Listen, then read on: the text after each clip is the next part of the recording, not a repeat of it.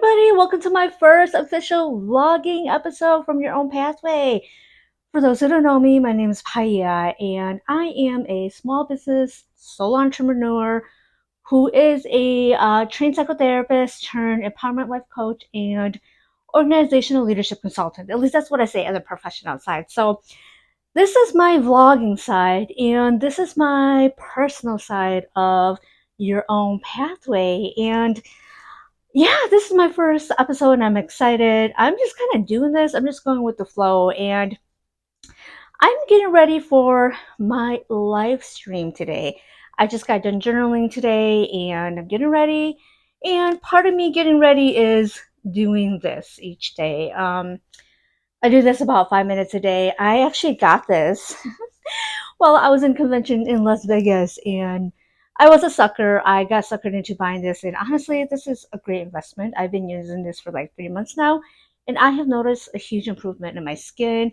I actually have an appointment with my esthetician this Friday to do a facial. And it's been 3 months and we'll see what she has to say.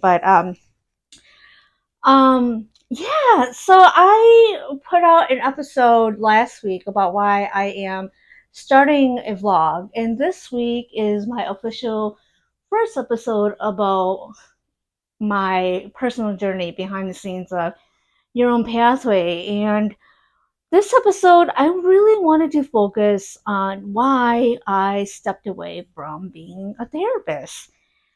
Just a little bit background. I was a therapist for about, oh my gosh, 4 years since about 2021. And funny enough, I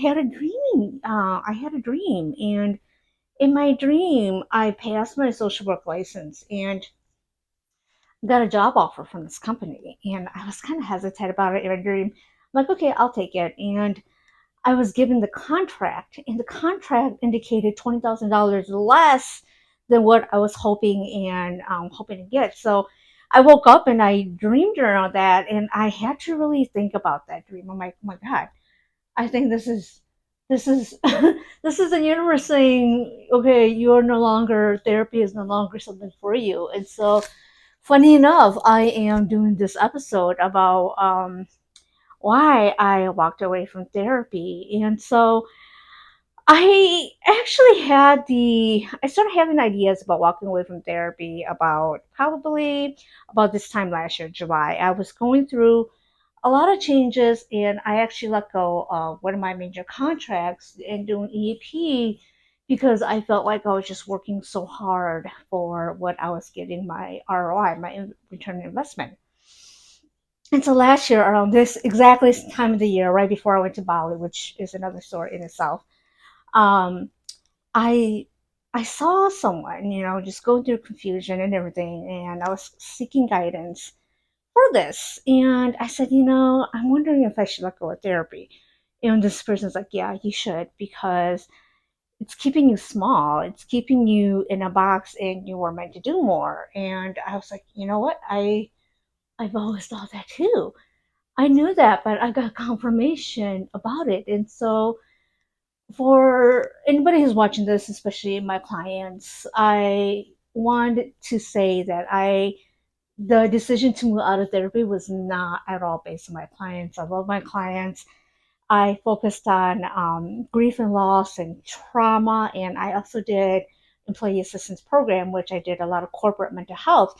Hence my experience as a consultant doing organizational leadership consultant. So, um, yeah, and so I actually started thinking really about it, and then I took the leap in January of this year, and I told all my clients, like in late November, December, saying, "Hey, I know I've been seeing you for 3 years now, and this is a big decision for me. I am going to let go of therapy and start really focusing on being a empowerment life coach, organizational leadership consultant, and also doing content creation." So besides doing this, I also am a weekly contributor for an app called mental health app called Kire, which I am getting ready for. I have been a contributor for about, oh my gosh, over a little year now. And I want to thank Cadre because they've really encouraged me to be able to talk right now, to be myself and just use my knowledge and skills to really empower everybody to forge their own path and to own it, which your own pathway is all about that. So I do this for about 5 minutes. That was a 4 minute mark telling me that it's 4 minutes, but I try to do this daily. The person who sold me this in Las Vegas was like, do this daily for about 5 minutes because you have a lot of inflammation. I was like, oh, great, thanks. Thanks for telling me about all my inflammation. But honestly, though, since I started using this, I've noticed a lot of my inflammation has gone down. I have a lot of inflammation. Um, anybody who was perimenopause out there in their 40s who's watching this, let me know. But yeah, I've noticed my inflammation really going down along with meds and a lot of like changes. I've noticed in the changes in my body. So but yeah, and so yeah, I'm getting ready for my Cadre content, which there is a specific thing today, and I'm gonna work on that, and I'm gonna get going on that. But yeah, so I in January I let go of therapy, and there are several reasons why I let go of therapy. So I will get into that once I after my content after my live stream with Cadre. So stay and I will be right back.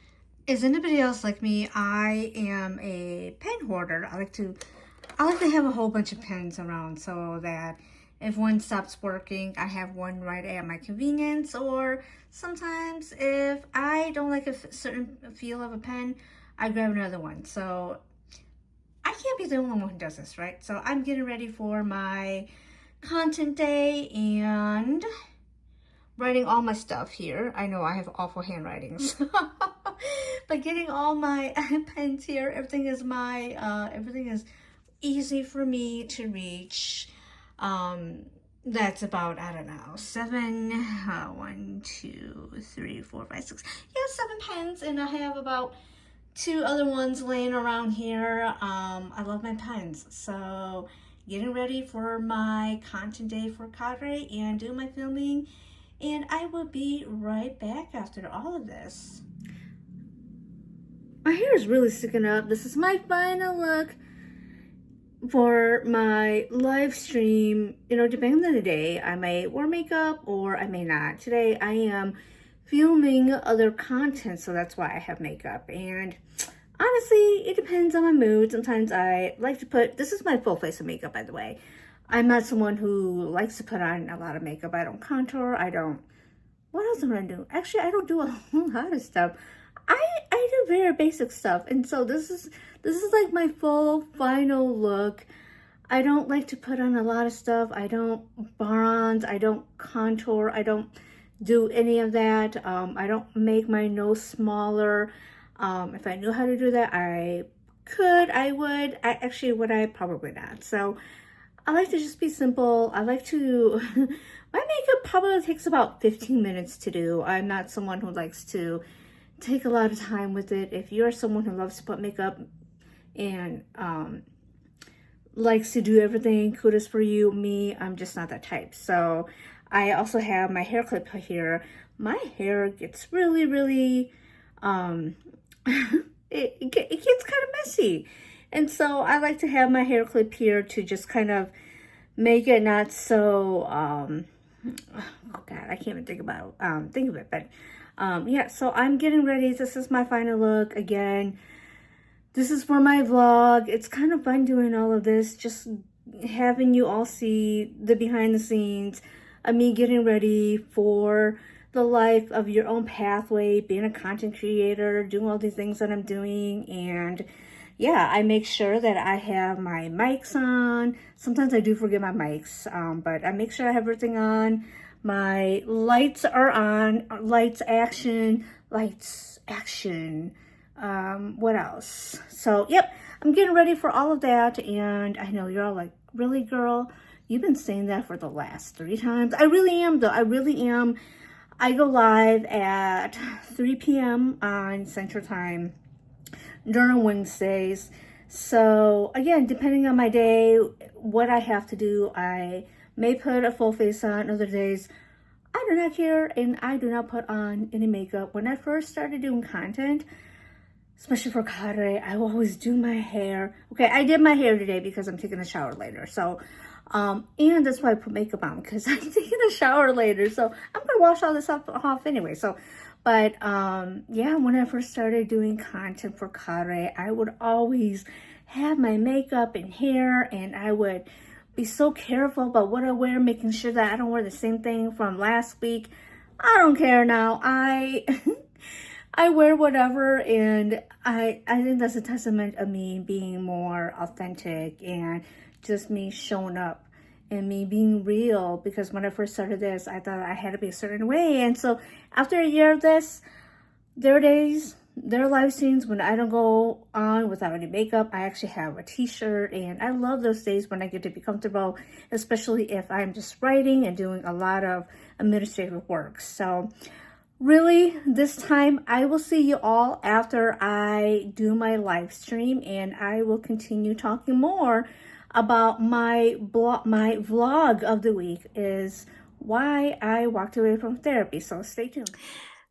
Okay, everybody, I am officially done with my live stream. I know after 3 videos, you're probably like, really, Paya, finally? Yes, finally, I got done.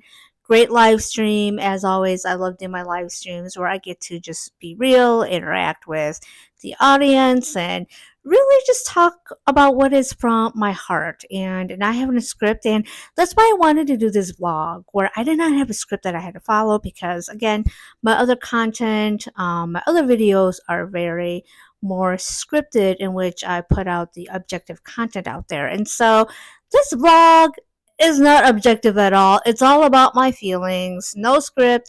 I'm going to say things how it is. And if it offends people, it offends people. I'm going to be real about my experiences. And that's the thing about like forging your own path and owning it is really owning the words in my experience, my words, what people say to me, and how that helps me forge my own path and how my personal experience translates to my professional experience in doing the content that I do, doing the blogs, doing my other YouTube episodes, being a empowerment life coach, and being a consultant. So that part is the very professional side. This part is my personal human side of your own pathway and owning it. And so today's episode is why I walked away from therapy. And the early part, I talked about how in January I walked away from therapy. And it's been about 6 months since I left therapy. And honestly, I thought I would miss therapy more, but I haven't. Maybe because I've been so busy creating content, having my podcasts, and doing everything that I really didn't get to really that I did not grieve as much as I thought I would. And another thing that happened after I transitioned out of therapy, which is the end of January, I got sick in February. And so for the first 2 weeks of February, I like lost my voice. And so I don't think I even had a chance to really grieve that. I was so busy trying to recover and get better, and it was February, and so there were just so many things going on. And then in March, I had an event that I had to go to, so I really didn't get time to really grieve therapy. And I walked away from therapy for so many reasons, and I think I said this in the first part was I felt that therapy was keeping me small. I was doing a lot of micro work, just one-on-one work with people, and um, I love my clients. I love the work I do with the grief and loss, the trauma, and yet I also noticed that once they healed, I was doing a lot more coaching with them. And what I mean by this was we worked on the past, and a lot of them came to terms with the past. A lot of my clients came to terms with the past. Then now they were working on the here and future. And I noticed that I was doing a lot more motivational, more planning, more helping them to really work on their barriers, like what was keeping them stuck from moving forward to living their life. And a lot of them wanted or seeking permission from their loved ones or anybody to give them permission to move forward with whatever dreams or goals that they wanted to, and often found that their families and friends thought that they were being silly or being crazy for doing the things that they want to do, like being an artist or quitting their job because their job didn't align with them, but yet it paid the bills. And so I realized that I was doing a lot more coaching, and I just love that I didn't have to work on the past with these clients anymore.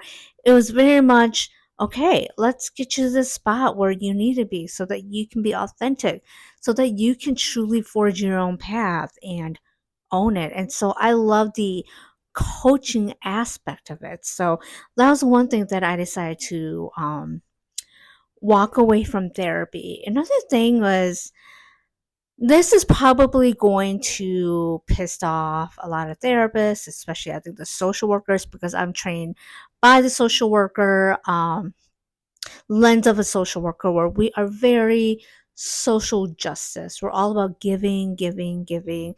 And I don't, I'm about that. I'm about empowering people.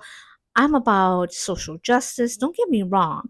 But I also notice that in our field of social work, especially, for some reason, we have to sacrifice. It felt like to me, and anybody who was watching this who was a social worker can definitely disagree with me. If you disagree with me, I am perfectly fine with that.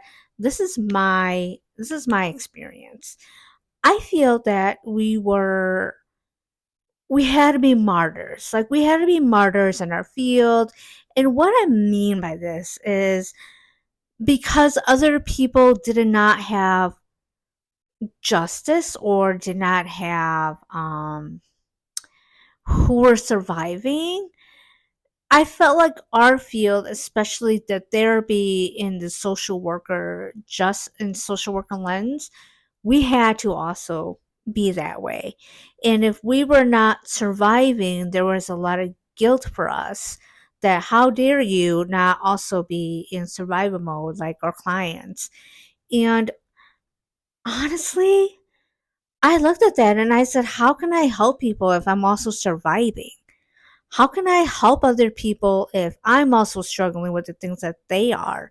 They don't have enough money for XYZ. And for certain fields, being a therapist, sometimes starting out, you don't make a lot of money. And for some reason, I can't thrive. I also had to survive like they. How can I help people when I'm barely surviving myself? And so there was a lot of guilt about that. Like, you had to martyr yourself. We had to martyr ourselves. And I thought to myself, you know what? All my life, I've been told to sacrifice myself as a girl, as a woman, as a daughter.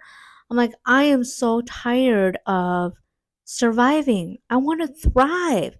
And I can help more people when I thrive. So I just thought, you know what? I don't want to be part of a profession that expected me to also have scarcity and to survive and feel guilty for thriving. And if you choose to thrive, it's like, how dare you? You are against everything that we ever told you. And again, I graduated in with my graduate degree back in 2008. So I'm hoping a lot of things have changed since I graduated, which has been 17 years, holy moly. And so I'm hoping a lot of things have changed. And if they haven't, this is why we need to change the narrative for therapists, especially social workers, about sacrificing ourselves for everybody else. How are we supposed to help people if we can't even help ourselves? And so that's another thing that I decided. I'm like, you know what? Therapy is no longer for me. I am told that I have to martyr myself. And nope, I don't believe in that. I'm not going to do that. I'm done with that. I choose to thrive. Another thing is, I noticed that a lot of therapists, we get in this field for a reason. And a lot of us got into this field because we wish we had someone like us who would help us. And in turn, we had a lot of unhealed wounds and unhealed traumas ourselves that we probably haven't worked through. And now we are trying to help other people with their trauma, with their grief, with their loss, with their diagnoses. And we still have so much of our own that we need to heal from too.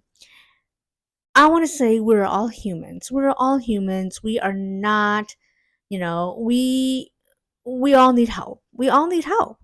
And I noticed that therapists would do I'm sorry, I was like losing my voice there.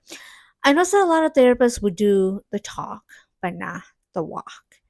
And a lot of them had again beliefs and I truly do think it's our education, how we were taught that you can't do this, you can't live better than your clients, you should feel guilty, or you shouldn't make that much money, or this field, you get into this field not because you make money, you cannot make money. And I am so sick of that narrative that we do not get into this field for money.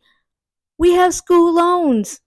It's a lot of money to get a graduate degree. And yes, let's admit it, money is important.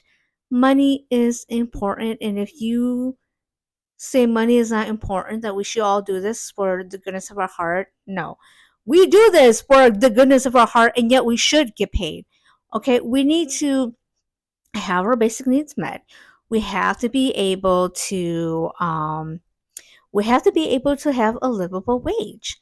And I think that's the thing about healthcare workers is healthcare or anything, like we are demanded to give and give and give and expect to give nothing in return. That's burnout out there.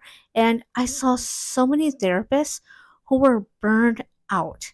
And when you're burnt out, you're not practicing best practices. When your seventh or eighth or even your sixth client gets you and you are so burnt out, that is not fair to them. And our clients know that you are tired and that you are not in it. They can tell. They can tell because I've had other people tell me, yeah, I can tell my therapist is tired because it is 2 p.m. or 3 p.m. and I'm probably one of their last clients of the day, or I'm probably not even their last client of the day, and they're tired and they're just responding in ways that I wanted more from them and I'm not getting more from them. And that is not fair to our clients. And we are burning ourselves out. Yet how are we supposed to help people when we can't even help ourselves?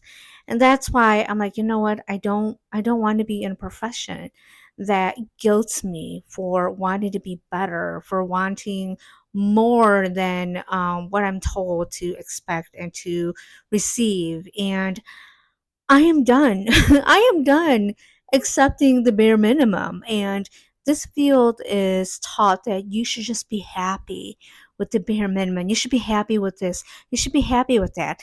And that's the thing. We tell our clients not to settle for less, and yet our field is saying you need to settle for less. And so I see that we do a lot of the talk, but we're not doing a lot of the walk. And so I see a lot of the, dare I say, hypocrisy. I see a lot of the hypocrisy about this field. And I just, you know what? I'm like, you know what? I'm not about that anymore.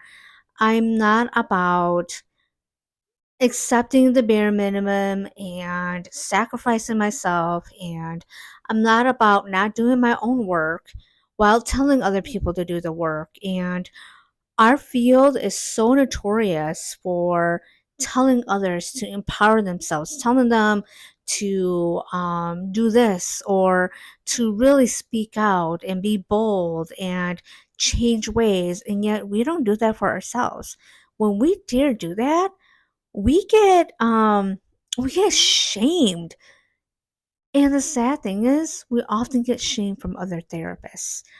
I I have gone through this so much where I got shamed from other therapists, and I got shamed when I started my practice in 2022 and I said, "You know what?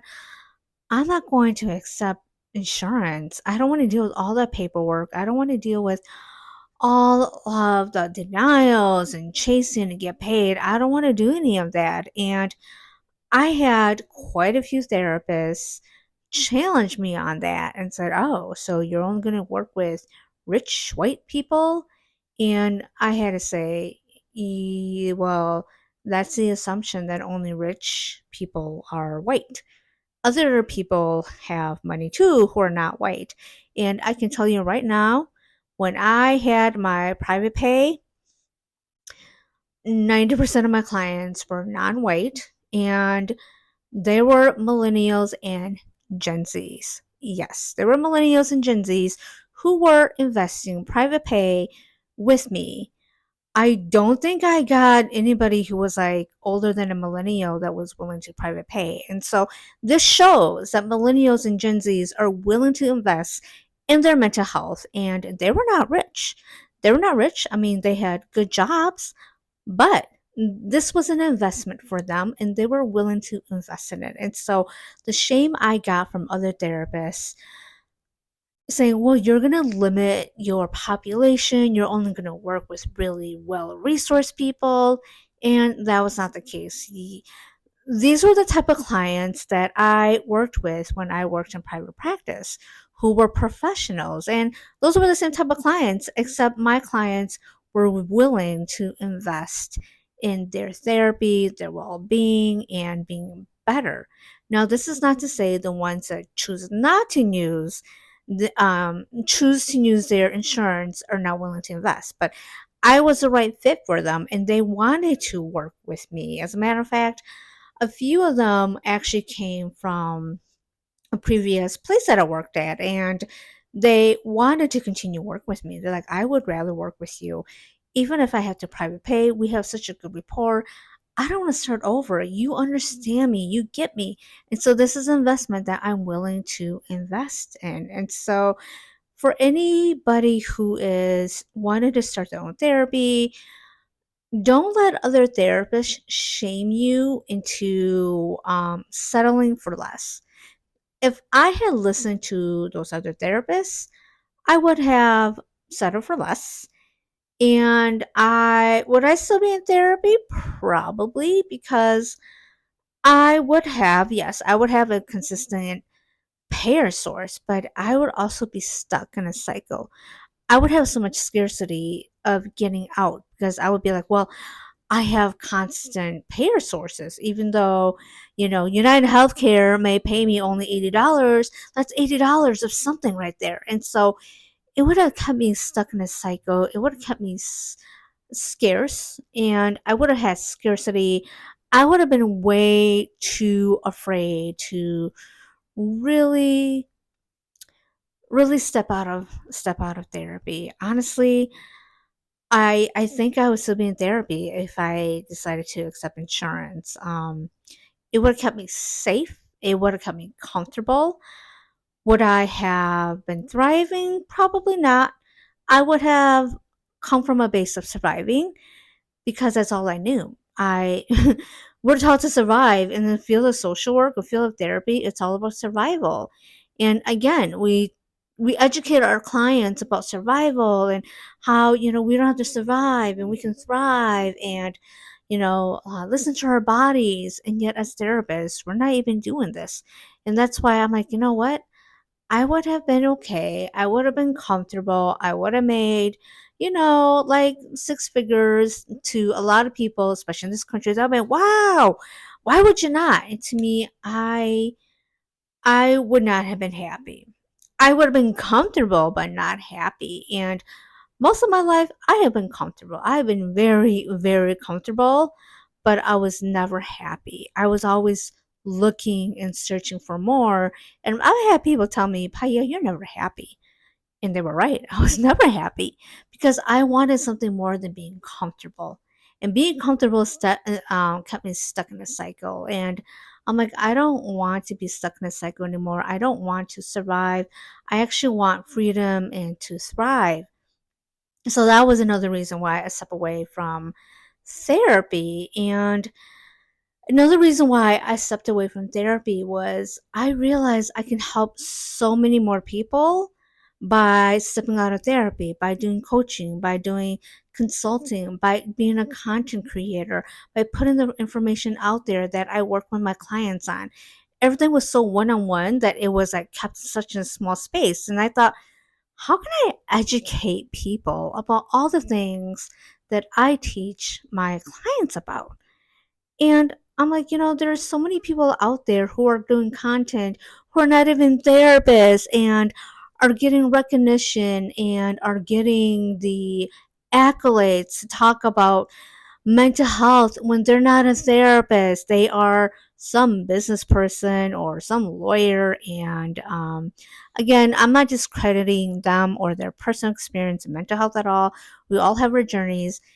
And yet, there were no actual mental health therapists who were actually trained in this work, who was putting out the information, who was talking about all the things that we talk about. And I thought, you know what? Instead of being angry that Mel Robbins has such a huge following or that Jay Shetty is known for, empowerment and all of that, and who else? Everybody else who has no clinical background and have huge platforms about mental health, and yet they don't have the actual clinical training. And I thought, why aren't there more therapists?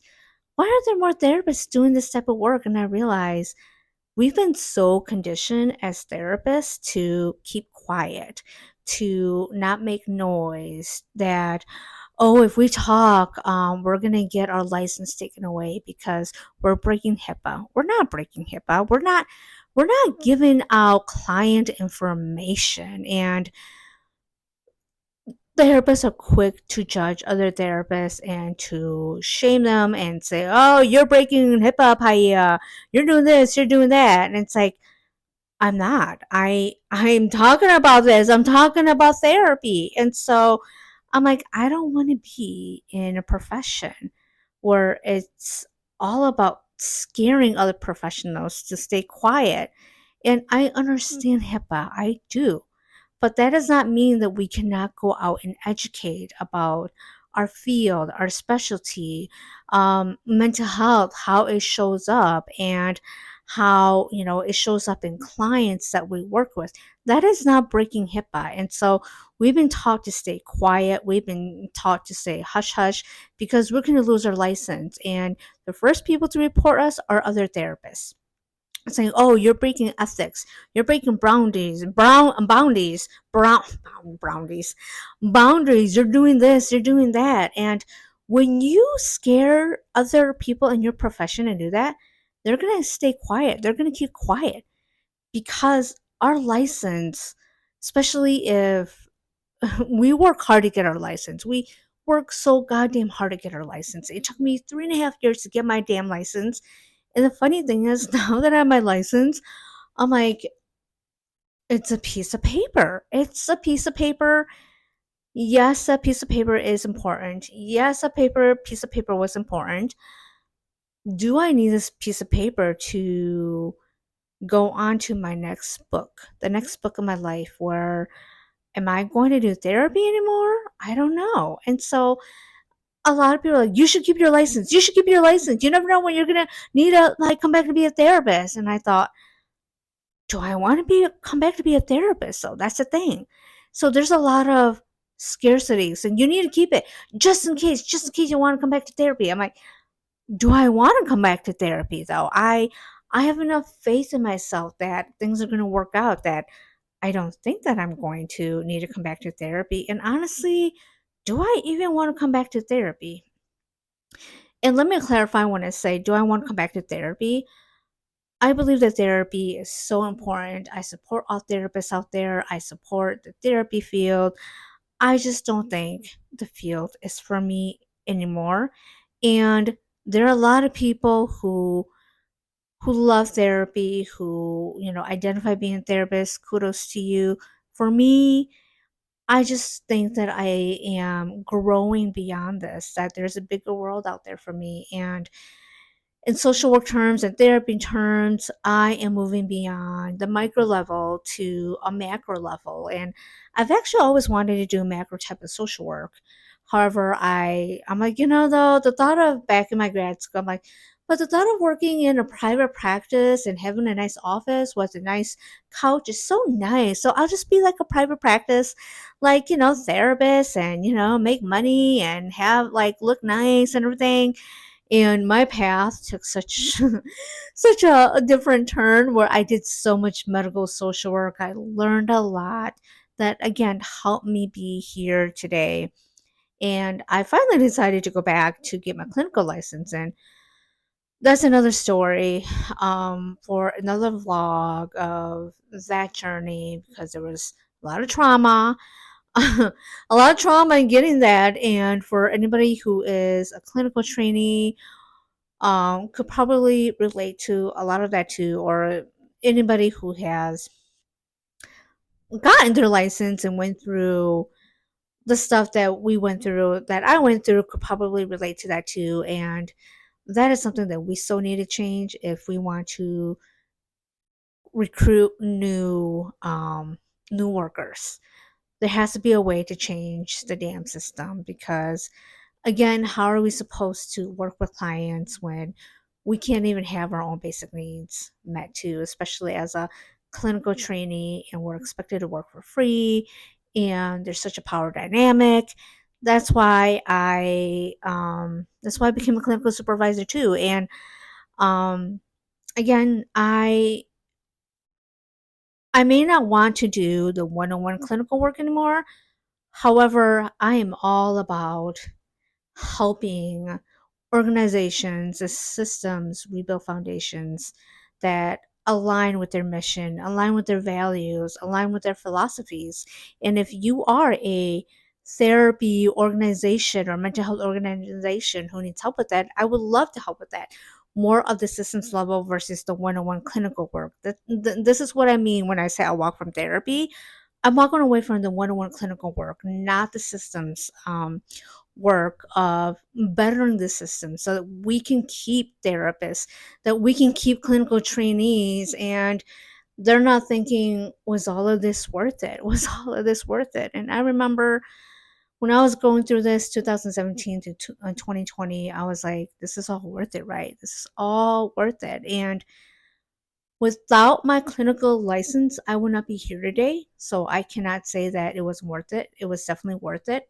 It's allowed me to actually be here to really talk to all of you, to give the experience, to do this vlog, to be a consultant, to be a content creator.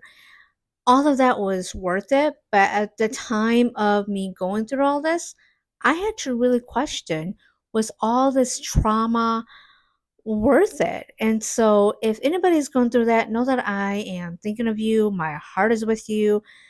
It is not an easy journey to be a therapist. And we go through all of this. We go through 8 years of schooling, training. That's like being a lawyer. Most therapists are like, well, no, we don't deserve to get paid as much as a lawyer and attorney. It's like we have the same schooling as they do. And if you're an attorney watching this, please clarify if you too also go to school for 8 years, because our training with our undergrad, with our graduate, that's like 6, 7 years, and clinical supervision can be 2 to 3 years, depending on what are our paths. So that's like 8 to 9 to 10 years just for your master's. If it's a PhD or psychology, like a psych D, that's even more.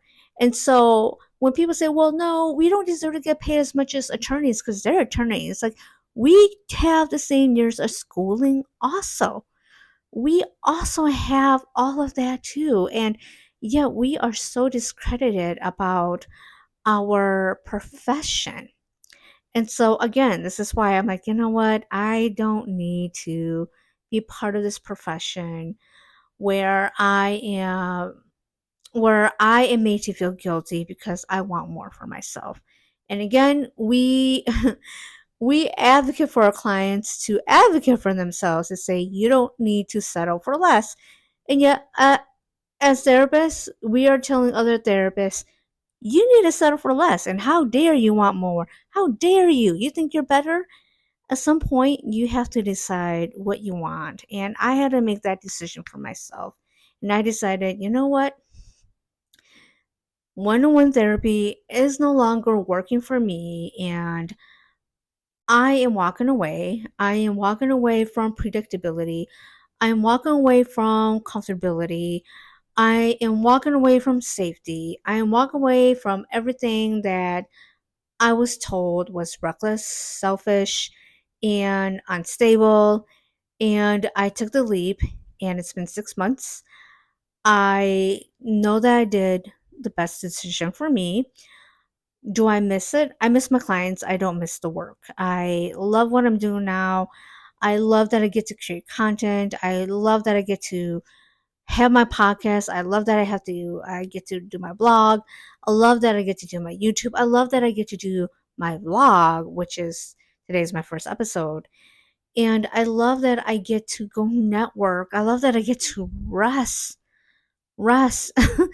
I love that I don't have to see 8, 9 clients a day and be so tired. I love that because I bet on myself and took a leap of faith that people are seeing me, seeing my work, hearing my voice, my brand. And I know that other therapists are working really hard, and they're really working really hard at seeing clients. And yes, that's important. And also, that also limits you on meeting new people and putting yourself out there. And so that's one thing that I really had to do when I first started all of this, um, as a therapist, was I did a lot of networking, and oftentimes I was the only like therapist, because I'm like, where are all the therapists? I realized, well, they're all working. They're all working, and they're all working, and it's like, oh yeah, right. And so, um, by walking away, I've my whole world has opened up, and it's only the beginning, and there's so much more to come. Again, therapy is so important. It's just that I outgrew therapy. I outgrew therapy, and there are other things that I can use my skills as a therapist, like again, empowerment life coach, doing consulting, especially since I did a lot of employee assistance program type of work.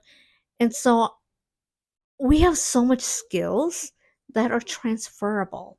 And for anybody who is burnt out from being a therapist or being a social worker, again, we have so much transferable skills that can be used in different settings, that we can help other people in different settings. And don't limit ourselves to just therapy. And I think that's the thing. We've been taught that, oh, this is our scope of practice. You need within the scope of practice.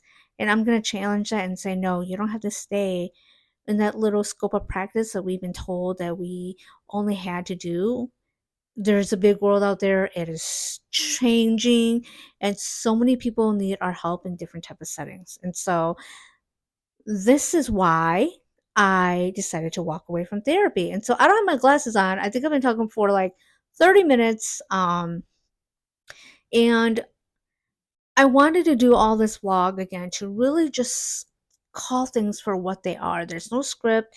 There is no thing of me censoring myself. These vlogs, I'm not here to be disrespectful. I'm not here to shame or judge. This is me being real. This is me being paya about your own pathway, and how, if I am empowering other people to forge their own path and to own it, I need to forge my own path, and I need to own it also. And that includes being real and honest about my path, and how my personal path transfers to my professional life, and being a coach and consultant, and doing all the work that I do, and empowering all of you to own it, because I can't ask you all to own it if I can't even own it myself. And part of me owning it is being real, being raw, and being authentic about how I feel, my interactions, and why, when it's time to walk away, it's time to walk away. And sometimes you can walk away even though there's nothing bad. I think a lot of people are under the impression, well, something horrible has to happen for you to walk away. Sometimes it doesn't have to be horrible. You just know. And when you know, and you know that it's time to walk away. You don't want to wait until it's a crisis where hate it so much where you can't even imagine. I did not want to get to the point because you know who pays for that? My clients. My clients pay when I am not well, when I am not living my truth, when I am miserable. They're not getting the best of me, they're getting the worst of me. And they're investing a lot of money to get the best of me. And if I'm not the best of me, then they are their investment. They're investing in me, and if I wasn't the best, I would owe the money back, you know? So I wanted to be in my truth, and I realized, you know what? I love working with my clients, but I have outgrown this. And for anyone who, again, who's watching this, who's a therapist or anybody who is thinking about walking away from the current path that they are, you don't have to wait until something bad happens. You can do it whenever. So that is all I have for today's vlog. I hope you enjoyed it. This is my first official vlog. So I usually wear glasses, but I decided not to wear glasses for this vlog. So if you see me looking forward, like, what's going on? This is why. And so I'm so excited that you all are coming with me on this journey. My first few vlogging episodes are probably going to be very simple. I don't know what to share. I just want to share the behind the scenes stuff of your own pathway and being a business a solar entrepreneur, being a woman, doing all of this and showing the real side what it's like, and that's part of owning it. So that is all I have, and I will see you all next time. Take care. Again, this is Paya. It's all about your own pathway. I'm here to empower you to forge your own path and to own it. So own it, and I am owning it also. So take care.